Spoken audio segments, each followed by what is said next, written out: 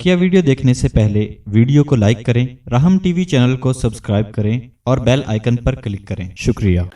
अल्लाह तबारक व तआला ने आसमान और ज़मीन की इस कायनात को हिदायत के साथ जोड़ा है। जब तक इस कायनात के अंदर हिदायत बाकी रहती है उस वक्त तक ये कायनात बाकी रहेगी, लेकिन जिस लम्हे और जिस घड़ी इस कायनात से हिदायत उठ गई, अल्लाह तबारक व तआला इस कायनात में क़यामत बर्पा कर देंगे।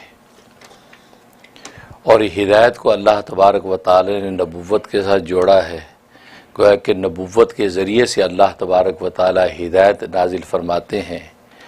मुख्तलिफ़ ज़मानों में अंबिया इकराम अलैहिमुस्सलातु वस्सलाम भेजते रहे और हिदायत के सिलसिले दुनिया के अंदर जारी होते रहे। यही वजह है कि सबसे पहला इंसान जब दुनिया के अंदर उतारा तो उसको नबी बनाकर उतारा।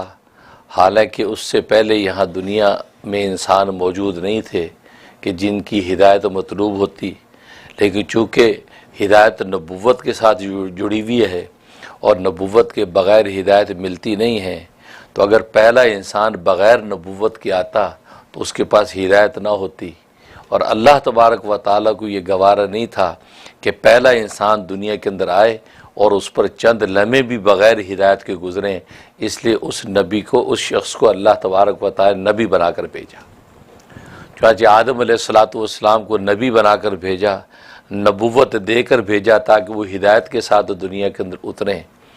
तो मालूम ये हुआ कि अल्लाह तबारक व तआला को इंसानों में हिदायत इस कदर मतलूब है कि पहले इंसान पर भी चंद लम्हे गवारा नहीं थे कि वो बग़ैर हिदायत के हों।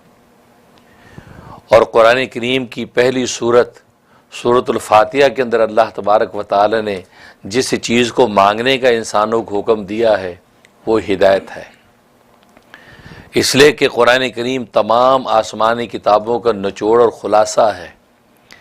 ख़ुद कुरान करीम में अल्लाह तबारक व तआला का इरशाद है कि फ़ीहा कुतुबुन क़य्यिमा, इस कुरान करीम में पहली तमाम यह आसमानी किताबें मुस्तहकम बंद हैं।